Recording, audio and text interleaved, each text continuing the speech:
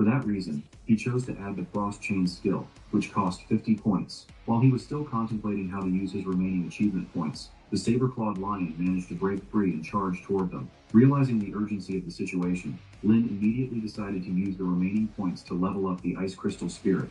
At that moment, the Ice Crystal Spirit began emitting a powerful glow, leaving the students bewildered as they struggled to understand what was happening. When they finally realized that the glow signified its level increasing, one student expressed disbelief, pointing out that Lin hadn't used any items to enhance his beast's rank. Another remarked that evolution was supposed to occur after a victory, not during battle. While the students debated among themselves, Lin remained focused on the fight, confidently motioning toward the lion as if inviting it to approach. As soon as the beast got close enough, Lin commanded the Ice Crystal Spirit to activate cross chains. The ability successfully restrained the lion, preventing it from moving. With his plan working as expected, Lin declared that it was time to unleash the ice shards. The Ice Crystal Spirit executed his command, sending a barrage of shards that pierced the lion's body, causing it to roar in pain. Meanwhile, the students were left wondering about these unfamiliar skills, while the official nearly lost his composure, exclaiming aloud, questioning how Lin's companion beast was capable of using 3 different abilities. Returning to the battlefield, the lion remained standing despite the shards embedded throughout its body. Lin commented that his hide was exceptionally thick. He then instructed the Ice Crystal Spirit to prepare for another round of attacks. The spirit obeyed, launching another relentless assault of ice shards at the beast. Finally, the lion collapsed, and Lin was officially declared the winner of the extreme level training test. Ning was overwhelmed with joy for him, exclaiming that he was truly the best. However, some students refused to accept his victory, insisting that what he had done was impossible. Some even speculated that he might have bribed someone to pass. As for the official, he admitted his astonishment, stating that he had never expected such a performance from someone he had previously dismissed as insignificant. He went on to say that he had encountered many talented and remarkable young people in the past, but none had been like Lin, an unknown student who had suddenly shone with such brilliance. As the attention returned to Lin, he noticed that both his and the Ice Crystal Spirit's ranks had increased significantly. He realized that the extreme difficulty test had had an incredible impact on their strength. Shortly after, a notification appeared, informing him that he was now eligible to contract a second companion beast alongside his current one. This left him uncertain about which beast would be the best choice. However, he decided it would be best to wait until he visited the pet beast store to select the most suitable one for his future needs. Another notification then popped up, congratulating him on officially becoming a trainee beastmaster. He had also earned 200 achievement points for passing the test, along with a soul stone. Lin then exited the virtual world of the test, only to find himself surrounded by a large crowd. They quickly gathered around him, bombarding him with questions about how he had achieved such a feat and where he had obtained the ice beast he used, all while praising his exceptional performance. Suddenly, Ning leaped onto his back excitedly, congratulating him and exclaiming that she had always believed he would pass the test. He had been truly incredible. At that moment, the official approached him, admitting that Lin's performance had been nothing short of spectacular. He retracted his previous statements, acknowledging that Lin's decision to take on the extreme difficulty test had not been reckless or impulsive, but rather a choice made with complete confidence. This unexpected turn of events sparked a debate among the students, with some pointing out that the official had never apologized to a student before. However, Lin simply responded that he had never taken those words as an insult in the first place. The official then asked if his name was Lin before extending an offer, an invitation to join the Beast Trainer Association. He explained that they could recruit Lin as a reserve trainer, offering him a generous salary while assuring him that the position would not interfere with his enrollment in the Beast Training Academy. Additionally, he informed Lin that upon graduation, he would be immediately appointed as an official trainer within the association, if he agreed to the offer. Hearing this, Ning leaned in and whispered in his ear, urging him to accept immediately. She emphasized that even academy graduates rarely received an opportunity to work with the association. Ning continued speaking, explaining to Lin that competition among graduates was extremely fierce, comparable to thousands of people trying to cross a narrow bridge, with only a handful managing to make it to the other side. Lin thought to himself that this was incredible, because it meant he wouldn't have to worry about the cost of living or tuition fees at the academy anymore, and everyone would respect him. However, he continued his train of thought, realizing that nothing came for free. If the offer was this exceptional, then surely the price he would have to pay in the future would be high. Moreover, the association had extremely strict rules, and he didn't want anything to restrict him at this stage. For that reason, Lin thanked the official and told him that he had carefully considered the offer but had decided to decline, preferring to make his decision after graduation. At that moment, all the students were left in complete shock, unable to believe what they had just heard. Each of them wished they were in his place, and one of them even dared to approach the official, suggesting that he take him instead if Lin wasn't interested. However, the official completely ignored him and didn't respond. Meanwhile, the official continued observing Lin, convinced that he was an extraordinary young man. Given his current rate of progress, he would become hundreds of times stronger in the future, at which point he could demand far greater benefits. He then told Lin that he respected his decision and wouldn't insist on it, but he also made it clear that if Lin ever needed anything or changed his mind in the future, he could reach out to him at any time. Before leaving, he introduced himself as Huozhen, then exited the hall along with the rest of the attendees. After that, all the students began leaving the test site, but suddenly, Ning heard someone calling her name. When she turned to see who it was, she told Lin that they were two girls from the neighboring class, Xian and Xiao.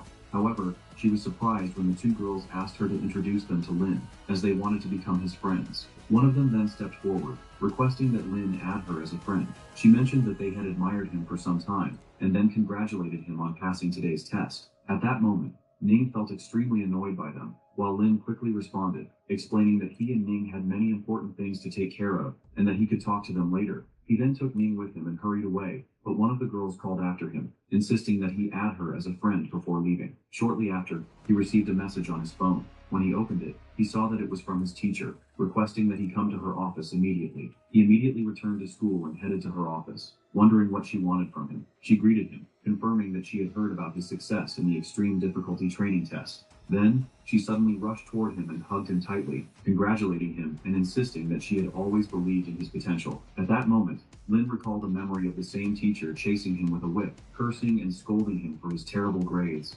Afterward, she explained that she had called him this time because she wanted to give him something important. She then handed him a uniquely designed book. Lin took the book and read the title, The Code of Spirit Arts Techniques. His teacher then told him that the book contained essential rules and techniques for training in spirit arts, and that reading it would be incredibly beneficial before he began his journey as a beastmaster. She further explained that mastering spirit arts, alongside controlling companion beasts, was one of the most effective combat methods for beastmasters. She added that a beast trainer who excelled in spirit arts would be capable of defeating even ferocious beasts, as they could use these techniques for both offense and defense. Lin was overjoyed to receive the book and thanked his teacher, assuring her that he would start learning from it immediately. She then told him that if he encountered any difficulties while studying, he could come to her for help at any time. The scene then shifted to Lin sitting at home, immediately diving into his new book, just as he had promised his teacher. When he opened the first page, he found the title, Spirit Guardian. The text explained that this skill created a spiritual energy shield, capable of blocking any damage from all directions at a full 360-degree angle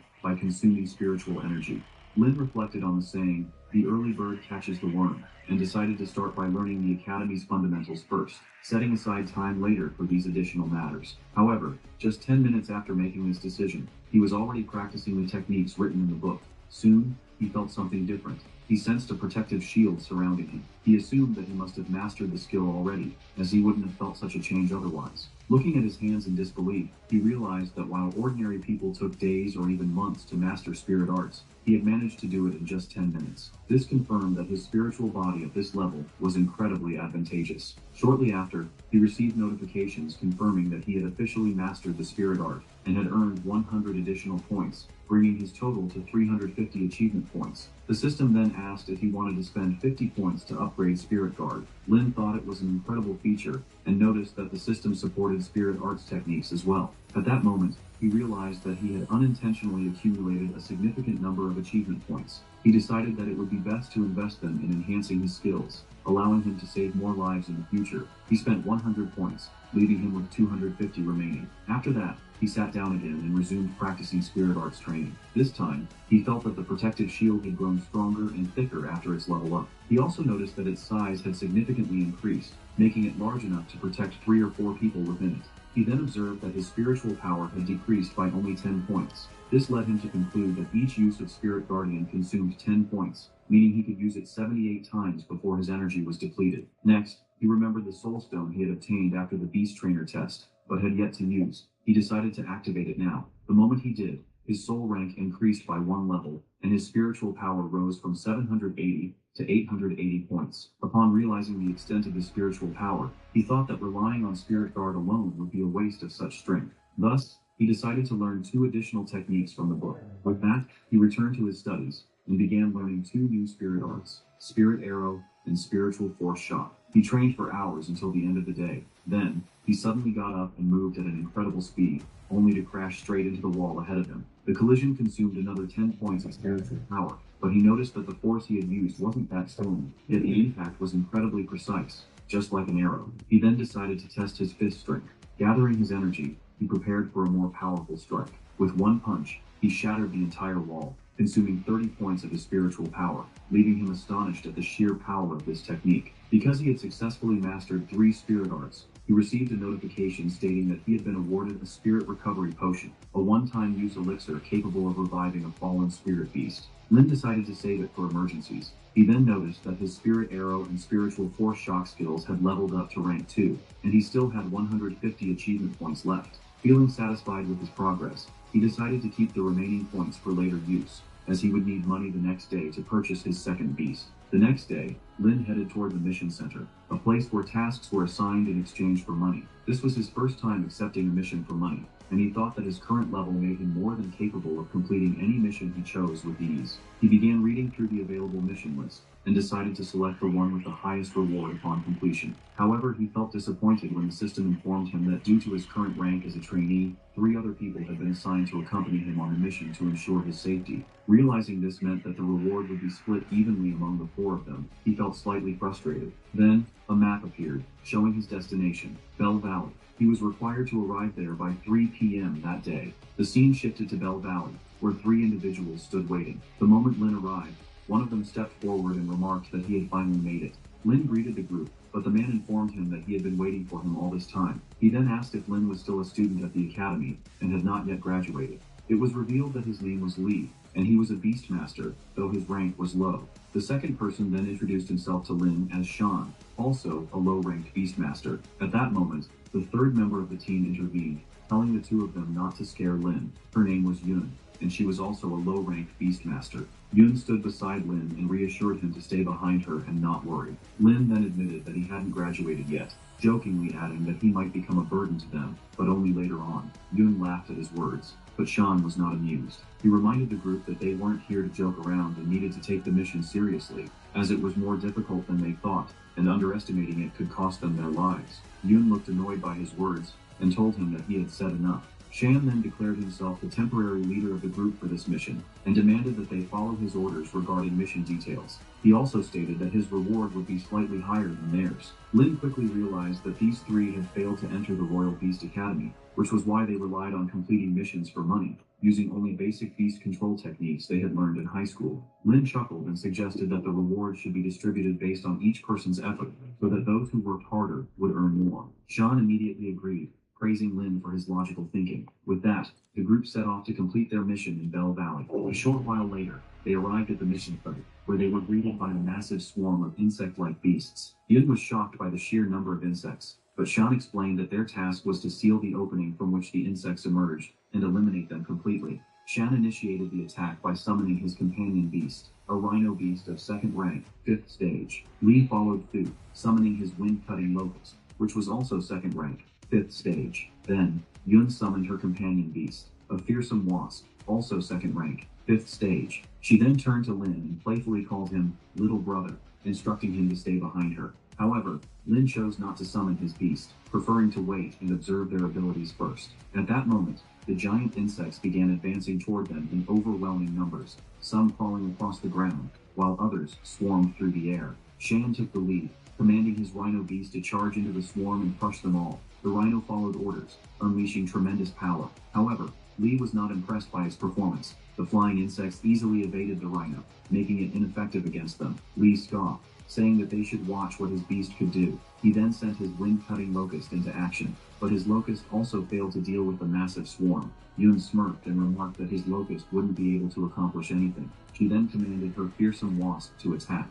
The fearsome wasp launched a poisoned needle strike, but it only managed to take down a small number of insects. Despite all 3 beasts engaging in battle against the overwhelming swarm, the number of insects defeated was disappointingly low. Li then turned to Lin and asked if he planned to do anything, or if he was just going to watch while they competed against each other. Sean then mocked Lin, sarcastically asking if he still expected to earn money for his academy tuition. However, Yun stepped in, assuring Lin that once they finished the mission and received the reward, she would share her earnings with him. She then urged him to stay behind her and not worry.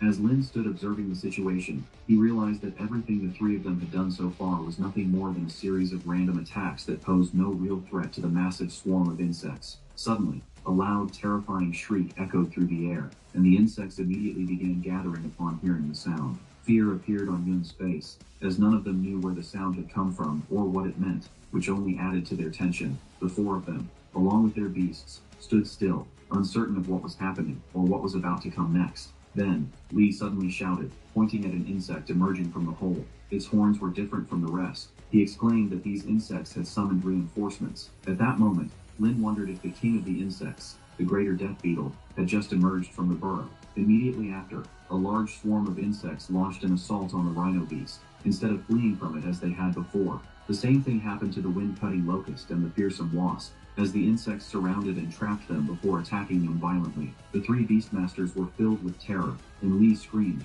ordering everyone to withdraw their companion beasts immediately, warning that they would all die if they didn't escape these cursed insects. Shan, completely panicked, called out desperately to his rhino beast. However, Lin told them that what they were doing was pointless, explaining that the sound emitted by that insect had paralyzed their beasts, rendering them unable to hear or respond to any commands. Upon hearing this, Yun was overcome with fear for her fearsome wasp, and asked Lin what they should do now. Li, overcome with rage, grabbed Lin by the collar, furiously accusing him of knowing this beforehand and not warning them. He then insulted him, calling him useless, and nothing more than a sarcastic observer. But Lin calmly responded, pointing out that Li shouldn't only be worried about his beast, but about his own life as well. The reason behind Lin's words soon became clear, as they saw a massive army of insects charging directly toward them. At that moment, Shan screamed, urging everyone to run immediately, warning that no one would leave this place alive if they didn't escape now. This was far from a simple first-rank mission. Shan took off running at full speed, trying to outrun the flying insects that relentlessly pursued him. However, they caught up to him quickly and were about to strike him down. But just in time, Lin activated Spirit Guard, creating a massive protective shield that surrounded them all and blocked the insects' attack.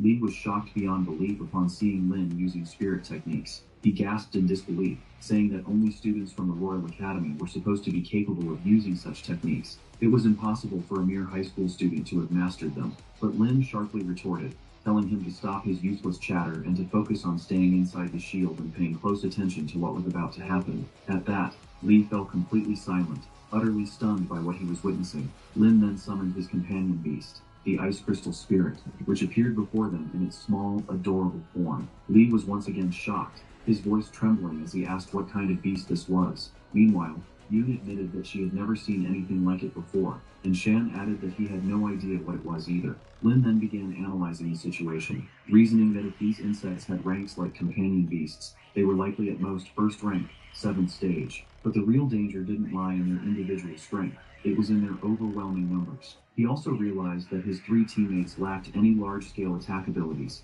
meaning they were incapable of dealing with such a massive swarm. Fortunately, however, his Ice Crystal Spirit possessed powerful wide-range attack capabilities. At that moment, Lin gave his Ice Crystal Spirit a command to spread ice across the widest possible area in front of them. The beast immediately obeyed. In an instant, all the insects froze in place, completely immobilized by the overwhelming frost energy unleashed by the Ice Crystal Spirit. Lin then turned to the others, telling them to withdraw their companion beasts immediately, before it was too late. However, he warned that if they did so, they would have to forfeit their mission rewards. Despite this, the three of them stood frozen in place, unable to process what they had just witnessed, completely stunned by what Lin and his beast had accomplished.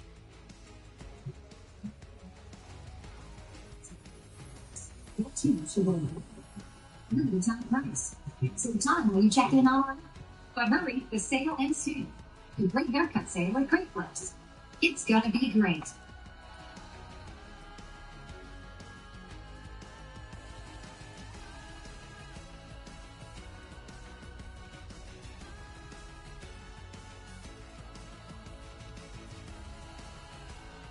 The hero of our story suddenly found himself in a strange world where he was tasked with saving it. After spending decades battling monsters, he finally managed to complete his mission and received a great reward to bring back to his own world. However, upon his return, he was shocked to find his world had changed, and all the treasures and weapons he had collected had vanished, shattering his plan to retire and live in peace. Relying on the strength and experience he gained in the other world, will our hero be able to live the life he has always dreamed of? This is what we will uncover in today's story. Our story begins in a place completely devastated by the terrifying zombie army, where the zombies continue to destroy everything in their path. The scene then shifts to the hero of the Human Alliance, Ji Hyuk, known as the Demon of Daros, proudly declaring that all his efforts have not been in vain. A man standing next to him, visibly nervous, asks why he always stays by his side in every battle they face. This man is the great mage Tyros, who summoned Ji Hyuk. Ji Hyuk replies that, since Tyros was the one who summoned him, it is his duty at least to stand by him and watch how he fights. Tyros responds, saying he has seen him fight many times, and that it is enough. Hearing these words, Ji Hyuk becomes agitated and tells Tyros that he should feel responsible, at least because he was the one who summoned him. Tyros appears regretful, but Ji Hyuk continues, asking what he means by saying he has seen enough. He then states that he was at home sleeping when he suddenly found himself in a war he knew nothing about, fighting for 30 years without a chance to understand what was happening or why the war existed. Ji Hyuk adds that, despite everything, the enemies and their followers are not much different, and the only reason he helps is that it is the fastest way to return to Earth. He then asks Tyros to stop talking and finish the matter quickly. After that, he looks at his zombie soldiers and is shocked by what he sees. It becomes apparent that the Demon King was easily defeated by Ji Hyuk's zombie army. Tyros is surprised to see Ji Hyuk looking deeply disappointed by how quickly the battle ended. The greater shock comes when Ji Hyuk announces that he had prepared 4 secret weapons for this battle and, had he known it would end so quickly, he would have used them from the beginning. Ji Hyuk then smiles and tells Tyros that the Demon King has been defeated and that it is time for him to fulfill his promise. The scene shifts to Ji Hyuk, carrying a large amount of gold, looking delighted. Gazing at the mountain of gold before him, he remarks that this wealth will allow him to live happily upon returning to Earth and achieve all he desires. Tyros calls out to him, informing him that all preparations have been successfully completed and that he can return to Earth if he wishes. He then asks if Ji Hyuk will leave now or stay with them for some time. Ji Hyuk replies that there is no reason to delay, adding that if he stays, they would not enjoy his presence. Tyros tries to respond, saying that is not true, but Ji Hyuk interrupts him, telling him to stop with the pleasantries as he wants to return to Earth immediately. Tyros concedes, saying he will do as Ji Hyuk wishes. Afterward, Tyros shows him a stone, explaining that this stone has the power to alter the laws of causality, and is the reason Ji Hyuk has remained in this world for the past 30 years. It is also the reason he has not aged or shown any signs of time's passage. Ji Hyuk asks if breaking the stone will restore the laws of causality and send him back to the same moment he was taken from his world. Tyros confirms this, adding that the stone has reached its limit and that even a minor impact would be enough to destroy it. He warns Ji Hyuk against resisting the natural laws when they are restored. Ji Hyuk quickly takes the stone, paying little attention to the final warning.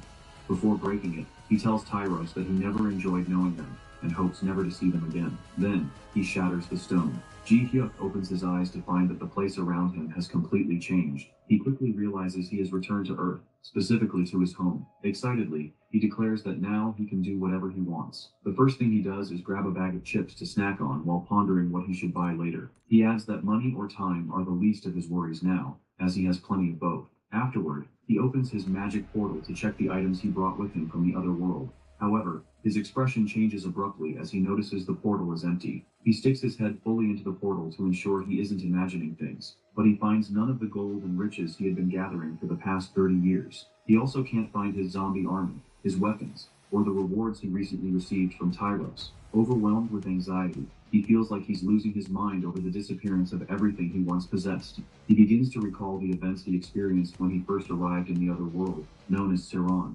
remembering how confused he was when he initially got there. He recalls feeling disoriented as Tyros stood beside him, explaining that he was now in the world of Siron. Despite the explanation, Ji Hyuk struggled to grasp what was happening and repeatedly asked about the place he found himself in. Internally, he wondered how he had endured everything, especially during his early days of learning in that world, when the books he studied made no sense to him. One day, while he was in the library with Tyros, the latter misheard what Ji Hyuk had said and asked him to repeat himself. Frustrated, Ji Hyuk threw a book at Tyros and angrily complained that he couldn't understand why he was being forced to read such useless books. He also remembers the battles he fought with his zombie army and the hardships he faced during that long, tedious time in Siron, to the point where he stopped keeping track of the years. Returning to the present, Ji Hyuk appears deeply frustrated, lamenting that he had been waiting for the day he could return to Earth, only to be betrayed by Tyros and the inhabitants of Siron, who had stolen all his possessions. Enraged, he curses Tyros, declaring that he needs his treasures and rewards to retire and live peacefully. In the midst of his despair, something unusual breaks his train of thought. He senses magical waves on Earth. Suddenly, a rift forms in the air, caused by this magical energy. Ji Hyuk quickly rushes toward the source of the energy, finding people fleeing the area in panic.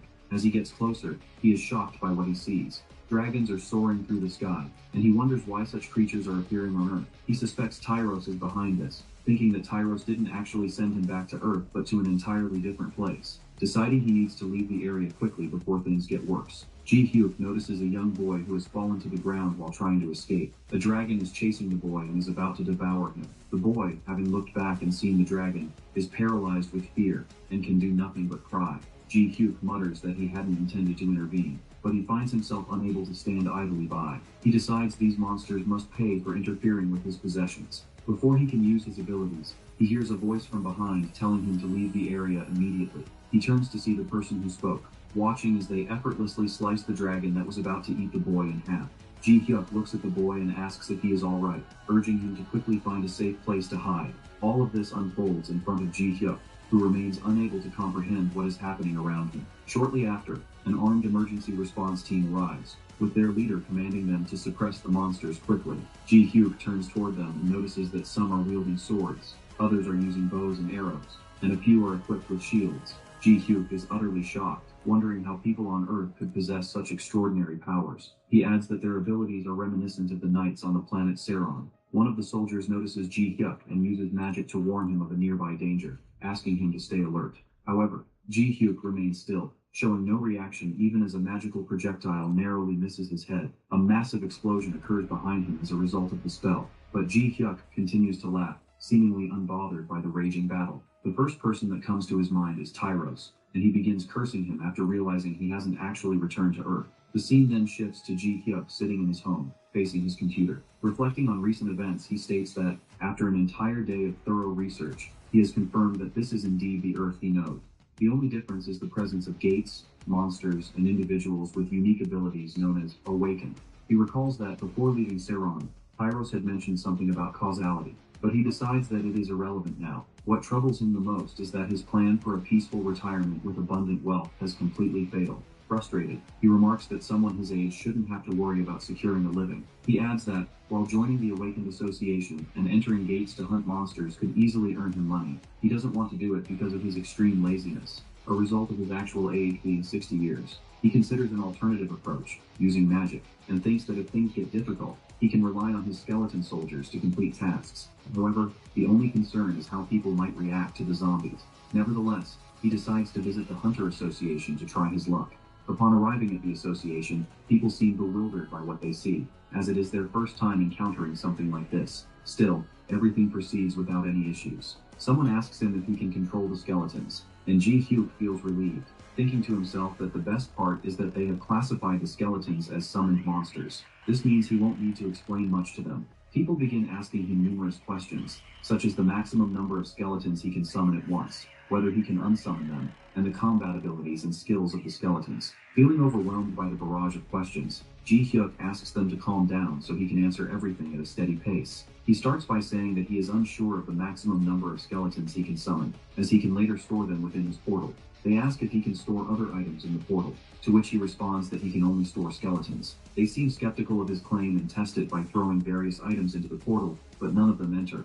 Finally, Ji Hyuk tells them that he has no reason to lie to them. In his mind, Ji Hyuk continues thinking that the only items allowed through the portal are those explicitly permitted, allowing them to pass. The others ultimately believe Ji Hyuk's explanation, and they apologize, explaining that they acted that way due to the many people who try to deceive them. He reassures them that it's not a problem, and then announces that it's time to test their combat skills. One of them picks up a bat and declares that he won't go easy on them. At that moment, a sinister aura emerges from the skeleton before it attacks the man. However, Ji Hyuk fully suppresses the aura without anyone noticing, and the man easily destroys the skeleton with a single strike. The man looks confused and admits that the skeleton was fought. Dial In Body Wash deeply cleans your skin and easily rinses it away. Dial up your clean. Before the spotlight, we struggle to keep the lights on. I saw more for myself, and SoFi gave members the financial tools to see more for themselves. Join the official bank of the NBA, SoFi. Get your money right.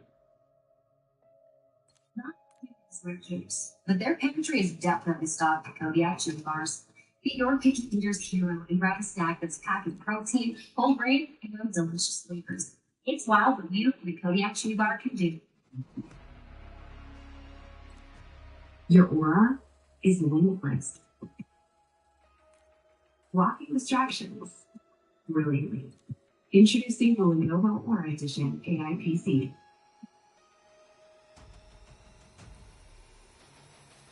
Far weaker than he had anticipated. Then informs Ji Hyuk that the testing is complete, and that they will now move to their private room to discuss and determine his rank. After they leave, Ji Hyuk wonders whether he should listen to their discussion or not, but he can't resist his curiosity and eavesdrops. They talk about how his skill is new and intriguing, but criticize its unclear nature. They also note that his skeleton's control capabilities are very weak, and their combat abilities are far from impressive. The last part he hears, and which frustrates him greatly, is their conclusion that an F-class card would be the most suitable for him due to his ambiguous abilities, and they all agree. Later, Ji Hyuk receives his F-class card, but he doesn't care much about the ranking. He puts the card in his pocket and decides that it's time to earn some money. He heads to the dungeon where he plans to hunt monsters, distinguishing himself from ordinary necromancers. While most necromancers use their mana to fuel and control dead creatures, human mental strength and mana have limits, which restricts the number of summoned creatures they can maintain. One of his skeletons is surrounded by a golem, which seems nervous and unable to act.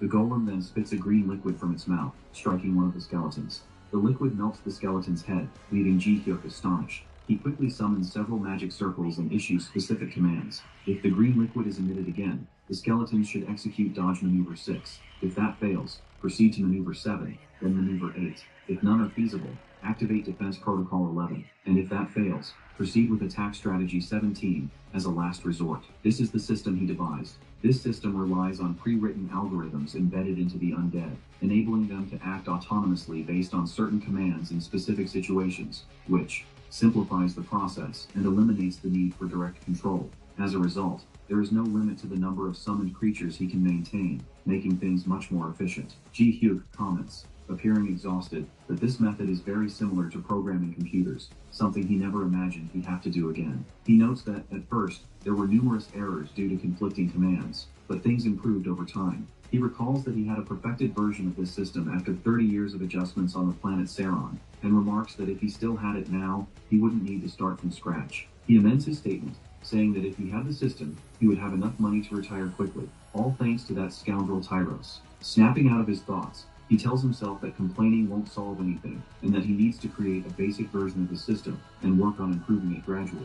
He then checks his phone and realizes he has spent 4 hours hunting, deciding that it's enough for the day. When Ji Hyuk exits the portal, he is greeted by a large crowd of people waiting outside, all of whom seem astonished by what they see. Ji Hyuk walks out accompanied by his army of skeletons, yet the people comment on how weak the skeletons appear despite their numbers, noting that this is why he was ranked as an F-class. Ji Hyuk meets a man who has been waiting for him and appears extremely pleased. The man tells him that he managed to hunt a large number of monsters today as well. The man begins calculating Ji Hyuk's reward, but Ji Hyuk insists there's no need for precise calculations, since he didn't personally hunt the monsters, and is fine with an approximate amount. Nonetheless, the man ignores Ji Hyuk's comment and calculates the reward accurately before transferring it to his account. After receiving the money, Ji Hyuk looks at his phone and remarks to himself that he still has a long way to go before saving enough for retirement. The man thanks Ji Hyuk for his cooperation and assures him that he will always be there to offer his services. Ji Hyuk reflects on his current situation, saying he doesn't feel too troubled by it because earning a high ranking would attract attention, something he wants to avoid. He decides to endure his current status temporarily until he can improve his system, at which point everything will be fine. He overhears people talking about him, commenting on how lucky he is to summon so many monsters, eliminating the need for porters to transport his loot. They note that he saves money otherwise spent on hiring porters, which costs 30,000 won per hour, and that he makes significant profits even with the low-level gate due to the large number of corpses he collects daily. One of them wonders how many corpses he can collect in a day, while another suggests inviting Ji Hyuk to join their team. The other person responds by saying that summoners typically don't work well in teams, because collaborating with them is incredibly challenging. While their conversation continues, they hear someone calling out to them. Turning around, they realize it's Ji Hyuk, leaving them feeling incredibly nervous. One of them apologizes to Ji Hyuk, explaining that they were just chatting and expressing regret over his friend's inappropriate comments. Ji Hyuk smiles at them and assures them it's no big deal, then asks if they found a porter yet. Surprised by his question, they tell him they were just about to look for one. Ji Hyuk smiles again and suggests they try out a new porter with a special offer, free service for the first time. The two immediately agree and join Ji Hyuk in the dungeon to hunt monsters. Each of them uses their skills in hunting, and after some time they gather a significant number of monsters. They ask Ji Hyuk about the idea he mentioned earlier. Ji Hyuk then reveals a skeleton in the form of a horse equipped with storage space that can be used for various items. He explains that the horse still requires many adjustments and elaborates that the project's goal is to transform his skeletons into porters. He adds that the best feature of these skeletons is their environmental friendliness. They don't need fuel to operate and never get tired. Ji Hyuk further explains that the skeletons can be rented for 30,000 won per hour, and each skeleton can do the work of 3 human laborers. The hunters contemplate the offer, saying it's highly tempting since it costs only a third of what they would pay for 3 human workers. In the end, they agree to the offer. Ji Hyuk is thrilled when the hunters promise to spread the word about his service and offers them a special discount. They jokingly comment that his approach is more like that of a businessman than an ordinary awakened. Ji Hyuk feels delighted and remarks that working as a businessman isn't that difficult. The story shifts to another scene showing Ji Hyuk sitting in a shaded area while long lines of awakened wait to rent skeletons from him. He smiles, remarking that making money without effort is always the best thing. In the line, there is a girl managing the operation and handing out skeletons to the awakened. To understand who this girl is and how she got there, we need to go back in time. One day, while exploring the dungeon to complete his system and enhance the idea of skeletal porters, Ji Hyuk grew bored and exhausted from working in the dungeons. He declared to himself that once his system was finished, he would never enter dungeons again. As he walked, he spotted a body lying in the distance. Sensing that getting closer might lead to trouble, he assumed the person had been dead for a long time. Deciding to move on, he ignored the body and muttered to himself that intervening would only be tiresome. He commanded his skeletons to avoid paying any attention to it. However, the skeletons seemed to pity the body so much that none of them followed Ji Hyuk. Realizing this, Ji Hyuk noticed that his skeletons were behaving just like him, showing sympathy toward the body. Left with no choice, he summoned the body as a zombie, reasoning to himself that he needed someone for part-time work anyway, and could have this body stand in line for sales to spare himself the hassle. He wondered what had happened to cause the girl to die in such a manner.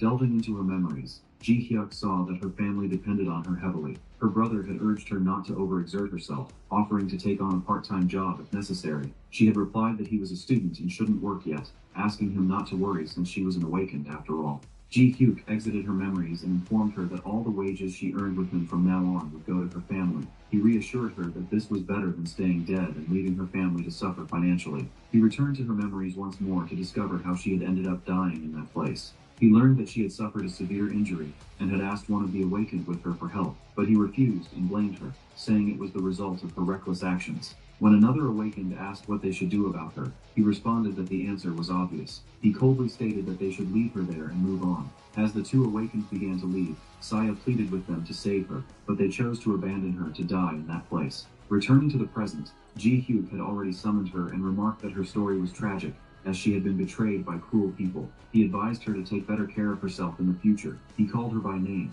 declaring that she had been an F-class awakened and was now his assistant. However, she seemed unable to comprehend any of what he had just said. And so, we learned how Saya ended up working with Ji Hyuk. Ji Hyuk commented that everything was going great, and that Sia's fast work was earning him tremendous profits with no effort. The only issue he faced now was how to deal with the people who had caused Sia's death in the dungeon. Ji Hyuk thought about it for a moment and decided that intervening would be too troublesome, so he chose to ignore it for the time being. Later, he noticed that not all of the skeletons had entered the dungeon. This led him to deduce that the dungeon had a limit on the number of entrants. He wondered if it might be better to leave the place to Saya and move elsewhere, but he decided not to rush and chose to observe the situation carefully before making any decisions. He then got up to go to the bathroom. The scene shifts to 3 porters standing far from Ji Hyuk's area, looking visibly frustrated. A girl among them commented that everyone was now turning to those skeletons and no longer hiring real porters. The young man next to her suggested they could head to another gate.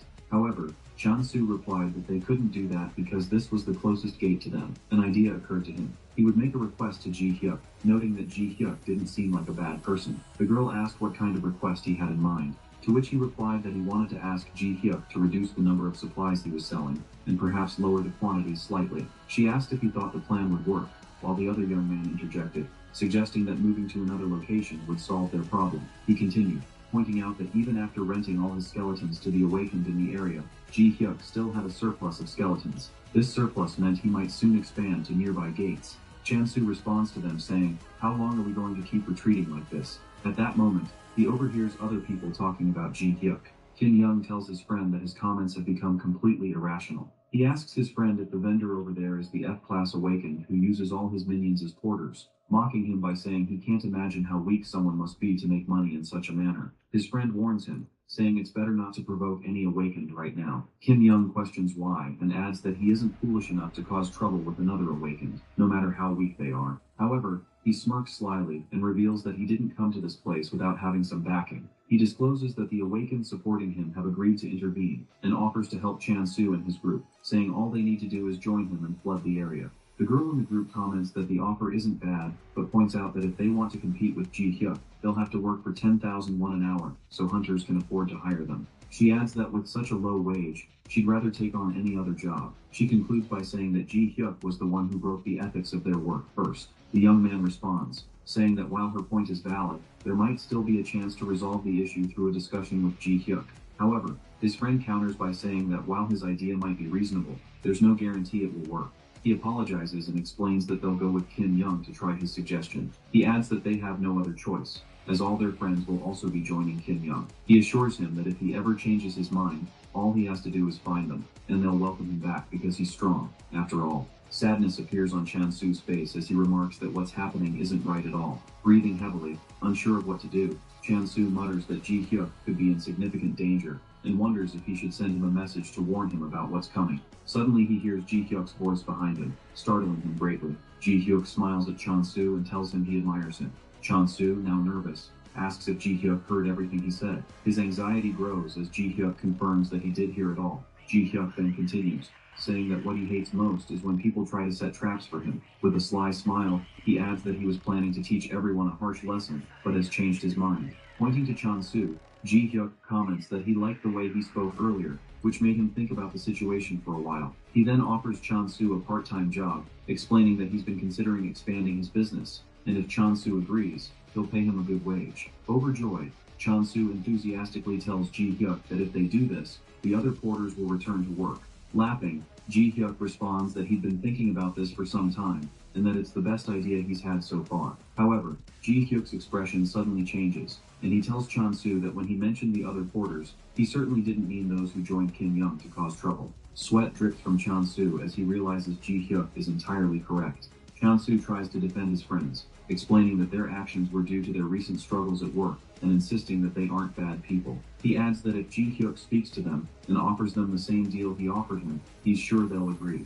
Taking a deep breath, Ji Hyuk says that he usually doesn't let those who betray him go unpunished, but understands the feeling of financial desperation. For that reason, he's willing to give them one chance, thanks to Chansu. The condition, however, is that Chansu must keep this offer a secret while trying to convince them. Ji Hyuk adds that if they trust him enough to come back, it will prove they still have some loyalty, which is what matters most to him. He then asks Chansu if he thinks he can persuade them. With no other choice, Chansu agrees to try to convince them. The scene shifts to Kim Young, who has gathered a large group of people and meets with the awakened he had agreed to work with. He informs him that everything is now ready. One of Chansu's friends feels disheartened when he sees the support team Kim Young mentioned, which turns out to be an E-class awakened named Kim Jung.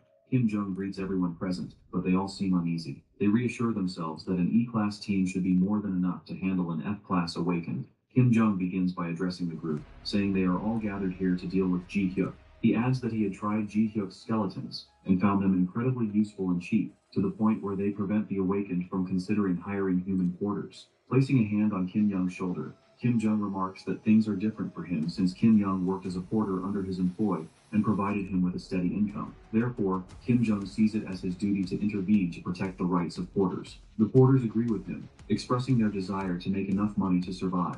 Kim Jung smiles and asks them to listen closely to his plan for today. His strategy involves monitoring Ji Hyuk as he leaves for his home and timing a protest so that Ji Hyuk has no chance to escape. The plan is to provoke Ji Hyuk until he begins summoning his skeletons to fight, at which point Kim Jung and his team will step in to handle him. The porters think over the plan and note that if it plays out this way, it will appear as though Ji Hyuk attacked them first, leaving them blameless. and making it seem like they didn't do anything wrong. However, Kim Jong then states that they will need to pay him for his involvement in their issue, raising his commission from 15% to 25%. Upon hearing this, Kim Jong protests, asking Kim Jong to reconsider since this wasn't part of their original agreement.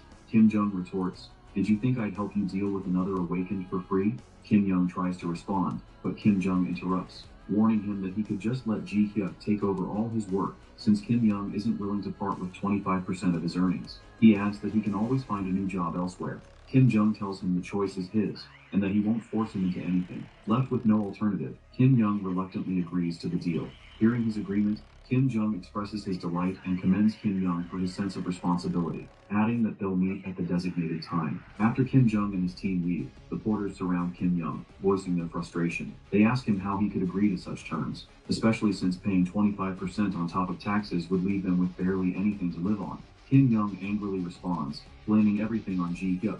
He asserts that if Ji Hyuk hadn't opened his business, their income wouldn't have decreased so much, and they wouldn't have had to seek help from these troublesome awakened. He tells them that if they don't like what's happening, they're free to leave or go elsewhere. However, he's confident that if they do, they won't last long. Before any decision is made, Chan Su arrives. He asks them to calm down, insisting that the problem can be resolved without resorting to the measures they're planning. However, Kim Jong yells at him, demanding to know why he has returned. Chan Su explains that he saw them from afar and came to tell them that he spoke with Ji Hyuk after they left. Hearing this, Kim Jong becomes even angrier and accuses Chan Su of betrayal. Chan Su tries to calm him down, asking him to hear him out first and then decide. Chan Su begins by explaining that he asked Ji Hyuk to find a way to help them make a living, and Ji Hyuk agreed, promising to come up with a solution. He adds that there's definitely a way for everyone to work together, pointing out that even with his large number of summons, Ji Hyuk can't manage everything on his own. Kim Jong asks what this plan is that Chan Su mentioned. Chan Su hesitates before responding, but Kim Jong interrupts, saying he has already lost hope, and accuses him of asking them to believe in false promises. Kim Jong questions how they can trust what Chan Su says. Chan Su replies that he can't share too many details now, but insists that Ji Hyuk isn't a bad person, and that problems with him can be resolved through discussion. He then asks them to trust only him. The porters begin considering his words, and one of them remarks that Chan Su is worthy of their trust because he stood by him when he needed money. However, Kim Jong yells at them, insisting that they need to protect their work themselves. In the end, Chan Su's friends decide to trust him and apologize for leaving him to follow Kim Jong. Chan Su feels overjoyed and tells them they've made the right decision. Kim Jong calls out to the porters before they leave, warning them that if they leave now and he succeeds in dealing with Ji Hyuk to restore things to normal, they will no longer have a place to work here. The scene shifts to Ji Hyuk, who has closed up shop for the day. He's walking with Saya, planning what to order from a restaurant because he's feeling hungry. Suddenly, someone calls out to them. The person turns out to be Kim Jong. Ji Hyuk asks if he's one of the porters planning a protest against him. Kim Jong looks shocked, assuming Chan Su told Ji Hyuk everything about their plans. Ji Hyuk laughs and asks why he thinks Chan Su is the one who revealed the plan. He then clarifies that all Chan Su did was make a simple request to work part-time with him, and Ji Hyuk agreed. Kim Jong is stunned by this revelation, having had no idea about it. Ji Hyuk responds that it doesn't really concern him. Ji Hyuk then summons a magic circle and tells Kim Jong that he initially intended to provoke him for a bit of fun, but now needs to finish this quickly since he's waiting for his food to arrive. Using his magic, Ji Hyuk summons magical chains to bind Kim Jong. He notices others hiding nearby and calls out for them to come out.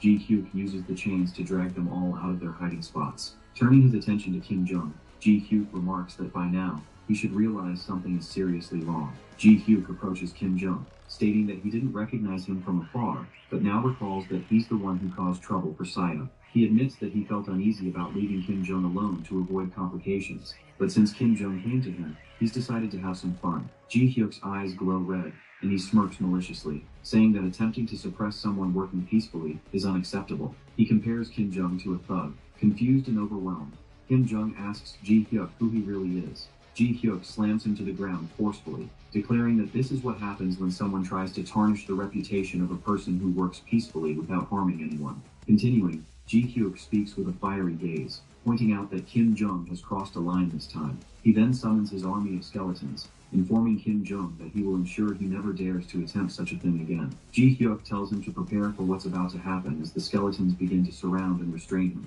Ji Hyuk thinks to himself that he must overreact this time to make Kim Jong an example for anyone else who might try to harm him. The beating continues with a large number of skeletons. turning Kim Jong into a clear and unforgettable warning.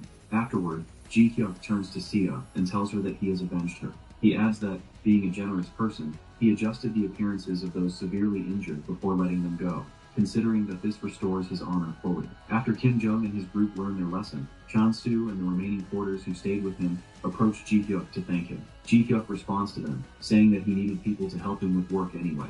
Chan-su then asks what Ji Hyuk did with the other porters. Ji Hyuk smirks mischievously and replies that he only had a brief chat with them and reminded them not to try anything like that again. He then urges them to leave the past behind and focus on the important matter at hand. Ji Hyuk informs them that his offer is 25,000 won per hour. He clarifies one thing from the start: the work will never end in the future. Then, he opens his magic portal to reveal a massive skeleton with 6 legs, explaining that it's his latest design, a skeletal structure capable of carrying even humans inside it. He notes that this invention will make their work much easier than before. Chan-su and his friends are left speechless as they witness Ji Hyuk's new creation. The scene transitions to a group of awakened individuals. One of them tells his companions that he heard about skeletons transporting goods in a nearby city and how incredibly efficient they are. Another responds that people are now visiting that city specifically to benefit from these skeletons. Curious, one of them expresses his eagerness to see these skeletons, doubting whether they will ever make it to their own city. He wonders aloud if he should travel to the other city to try them out. While talking, he hears someone calling out to him. Turning around, he sees a girl seated on a chair supported by skeletons. She informs them that her team, consisting of herself and 2 skeletons, offers their services at a rate of 120,000 won per hour. The awakened are stunned at the sight and ask her if they can rent just the skeletons without her. She apologizes, explaining that the skeletons can only be rented as part of the team. The 3 awakened discuss among themselves, with one questioning whether they should pay for the additional person. Another replies that the price isn't too high, and that they won't lose much by trying, adding that it would satisfy their curiosity. Ultimately, they decide to rent the skeletons from her. The girl is thrilled and assures them they won't regret their decision. She accompanies them into the dungeon, where they fight monsters together. While they wait for her to collect the corpses, she encourages them to keep moving instead of waiting. She explains that the skeletons can carry items while moving, eliminating the need for delays. One of the awakened is impressed, and admits that this idea is brilliant, as it saves time that would otherwise be wasted on collecting loot. A new monster appears, and the girl alerts them to its presence. She uses the skeletons as a shield to protect herself. The skeletons encase her, and the awakened comment on how ingenious the idea is, as it eliminates the need to worry about the porter's safety during battles. After the fight, the girl emerges from the skeleton and tells them she'll quickly gather the remaining corpses. One of the awakened asks what happened to the items collected earlier. Target made up and up for you, helping you save on hand soaps with plant-derived ingredients and custom fragrances, with luscious foam to stir the senses. Everyday favorites and unbeatable prices. We made up and up for you, only in Target. He replies that everything was sorted during their fight with the monsters. He expresses his admiration for her efficiency, then mentions his desire to work with her again, and inquires about reserving the skeletons. She happily agrees, assuring him that it's no problem at all. The scene shifts to Ji Hyuk standing with Saya, commenting that the new skeleton team has started dominating the underground market for secondary monster products due to their high efficiency and affordable pricing. However, Ji Hyuk feels something is amiss despite their success. He recalls how people on the planet Saron reacted to his skeletons. Ji Hyuk remarks that he had been focused on increasing the number of porter skeletons alone. Since these skeletons weren't used in combat, everyone reacted positively to them. Yet, he wishes to produce massive numbers of skeletons to earn even more money. Still, he believes this would attract too much attention, potentially disrupting his peace and derailing his retirement plans. Ji Hyuk begins to think about how normal summoners can't summon more than 10 skeletons at once, yet he has far exceeded that limit. He considers that increasing the number further will undoubtedly draw attention. He wonders if he should simply give up instead of dealing with this headache. Looking at Saya,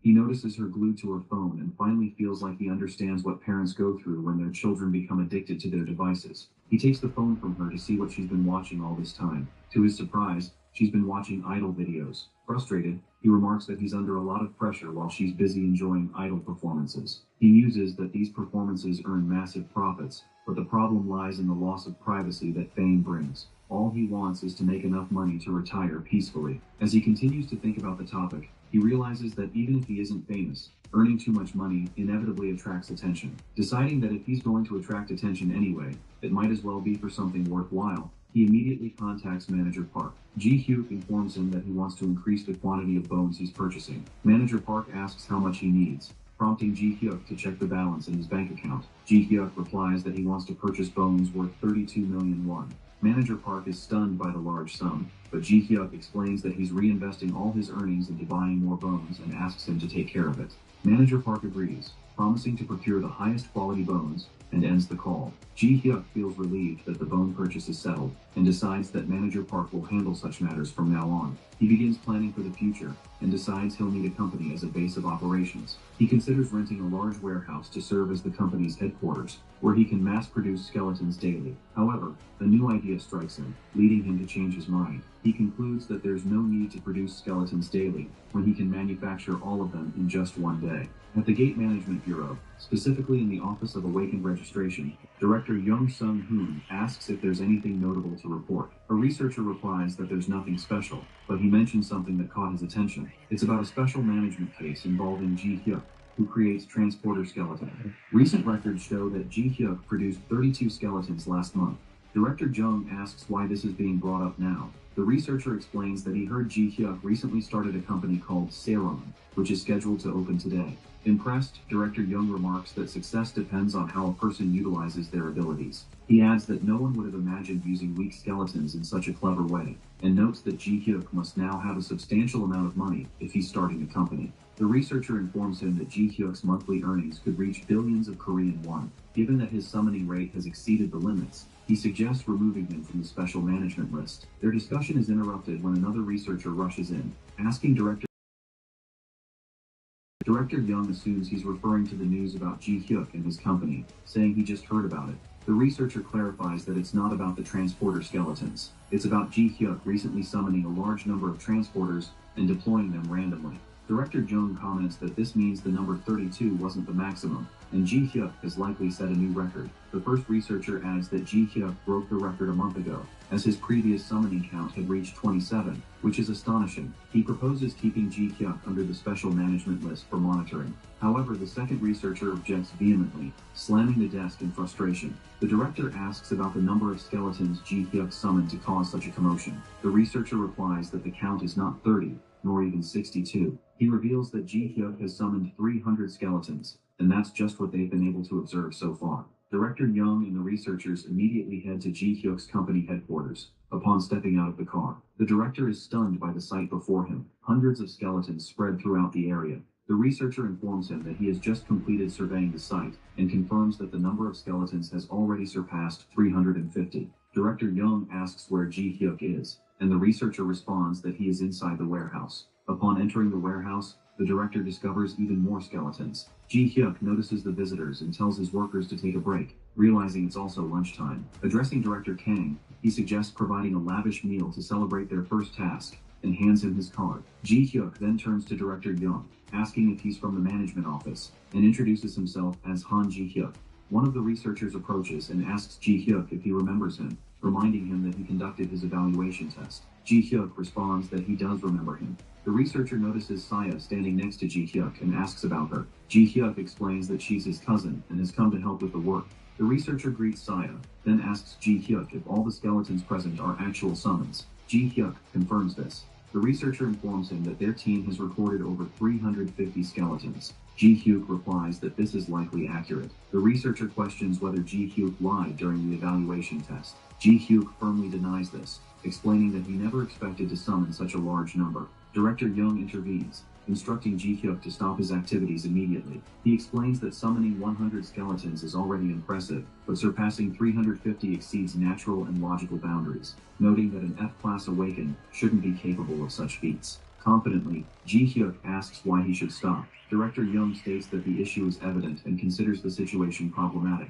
Ji-hyuk interrupts, asserting that it's not a problem for him. He points out that he consulted a lawyer while establishing his company to review all summoning-related laws. Ji-hyuk clarifies that the laws don't impose a limit in the number of summons. Director Jung counters by mentioning safety precautions. Ji-hyuk reassures him, emphasizing that these are the same skeletons he's been using before, without objections and questions why the matter is being raised now. Director Young quietly asks the researcher if there's any issue with letting Ji Hyuk continue. The researcher responds that the laws never anticipated such large-scale summoning. Ji Hyuk cuts in, stating that his company was established legally and lawfully. He references the special law allowing the rental of abilities for profit, adding that safety is not a concern since those who use the skeletons can vouch for their reliability. Therefore, there's no problem. In the end, the registration office staff are unable to take any action against Ji Hyuk and leave the premises, having witnessed the massive scale of the summoning. They couldn't argue with him due to his meticulous preparations and well-crafted responses to all their concerns. Turning to Saya, Ji Hyuk confidently declares that his decision to launch everything at once was the right one. He adds that if he had summoned the skeletons gradually each day, they would have found excuses and loopholes to hinder him. However, overwhelming people with something beyond their comprehension leaves them paralyzed and unable to act. Ji Hyuk ponders whether he should continue this approach, suggesting the possibility of summoning 300 skeletons daily. He considers that if he were to stockpile 2,000 skeletons and release them all at once, no one could challenge him. Excited by the idea, he declares that he's ready to start immediately. However, fatigue sets in, and he loses the motivation to work, even though he successfully created 1,000 transporter skeletons. The media and newspapers were abuzz with reports about an awakened individual controlling over 500 summons. However, Ji Hyuk was unconcerned, as his focus lay elsewhere, on his lack of motivation to work. He admitted that he had been extremely excited about starting his company, but summoning 300 skeletons daily was no easy task. He sarcastically commented that he wanted to retire to stop working, yet now he had to work harder to achieve retirement. While he was lost in complaints and boredom, the sound of a knock on the door interrupted him. Manager Kang entered in a flustered state. Kang informed him of a major problem happening outside. Ji Hyuk asked about the issue, and Kang explained that a large number of porters from other regions were staging a protest outside the company. Shocked at the mention of protests, Ji Hyuk told Kang to move quickly. The demonstration was caused by the skeletal transporters, which had led to significant losses for human porters. Awakened individuals found the skeletons a more cost-effective and efficient option, rendering human porters unnecessary. The porters felt that their opportunities were already limited by automation, but the summons had completely destroyed their livelihood, forcing them to travel to distant gates for work. They accused Siron of stealing their jobs by employing skeletal transporters and demanded that CEO Han Ji Hyuk protect their rights. Appearing before the protesters, Ji Hyuk addressed them respectfully, assuring them that he understood their concerns and invited them to come inside for a calm discussion. Inside the meeting room, Ji Hyuk acknowledged that their protest was about job-related issues and asked them to present their grievances. The leader of the protest stated that the porters were struggling due to the overwhelming presence of skeletal transporters in the market. He added that many had to work in remote locations because of decreased local demand. Even when they found work, their value was diminished compared to the cost efficiency of the skeletons. Taking his time to process this, Ji Hyuk calculated that one skeleton could replace 6 human porters. With 250 skeletons in the market, that equated to replacing 1,500 people. If he released the 1,000 skeletons he was planning, more than 3,000 jobs would be lost. Realizing the potential consequences of his goals, Ji Hyuk decided not to increase the number of skeletal transporters in the market. He didn't want his work to threaten the livelihoods of others. He also proposed adjusting the pricing of skeletal teams to align more closely with market rates, asking the protesters if this solution was acceptable. The protesters agreed that the arrangement was very fair. Ji Hyuk requested that the agreement be documented and formalized. He asked manager Kang to bring papers and pens, and Kang eagerly complied, thrilled that the matter had been resolved smoothly and peacefully. Kang looked at Ji Hyuk with admiration, seeing him as a remarkable leader capable of handling crises without causing harm to anyone. Having mitigated the scale of the skeletal transporter project, Ji Hyuk began contemplating new ways to earn money. He sought a new product that could be easily produced, unrelated to combat like the skeletons, and one that wouldn't threaten existing jobs. Recalling Kang's description of him as a considerate and respectful leader, Ji Hyuk felt frustrated by his seemingly endless bad luck. While jotting down ideas and specifications for the new product, something caught his attention, sparking a new train of thought. He noticed the pen he was writing with bore the label, "Made in China."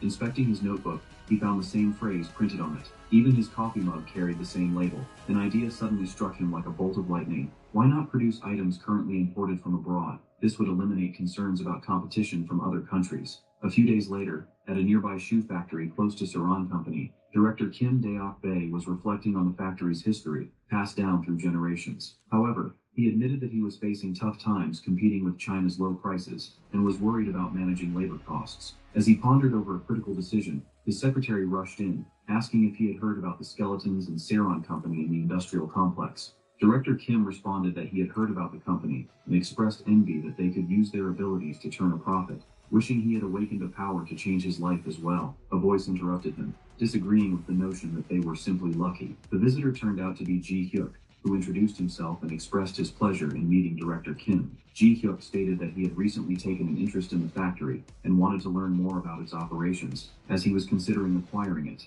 Director Kim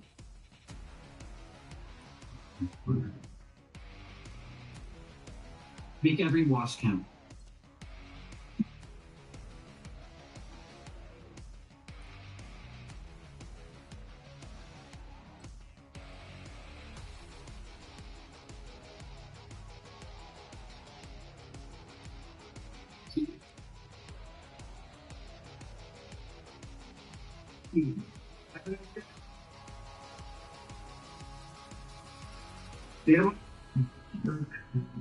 Mickey 17. Here's Marcella. Tickets on sale now. Read it up. Get $10 back in savings when you spend $60 or more on any dog food at PetSmart.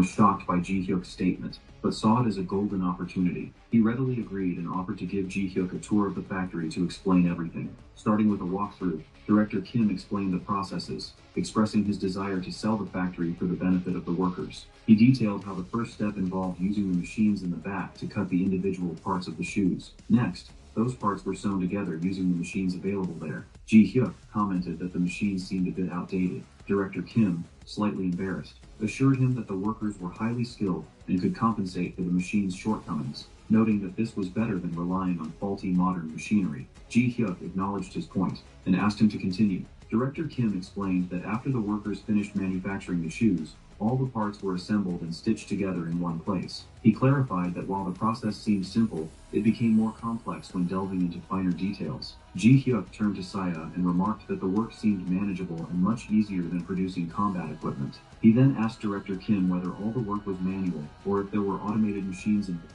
Director Kim replied that the cutting process could be automated, but everything else was done entirely by hand. He added that he was slightly worried about the ratio of workers to production, explaining that if Ji Hyuk wanted to run the factory at full capacity, he would need to hire more workers. Currently, they had 20 workers, but at one point, the number had been as high as 100. Ji Hyuk commented that 100 workers seemed like a reasonable number and asked how the sales were managed. Director Kim explained that most of their work depended on client orders, where the factory adjusted its basic designs to meet specific needs. Ji Hyuk inquired whether they could produce inventory in advance and sell it later. Director Kim replied that it was possible, but warned that unsold stock could lead to losses. He added that demand for small shoe factories like theirs was hard to predict. Ji Hyuk chuckled, saying that Director Kim was refreshingly honest. Director Kim laughed back, stating that there was nothing to hide. Ji Hyuk then asked if they could produce large quantities of low-cost shoes for export using low-cost labor. Director Kim responded that it wasn't so simple,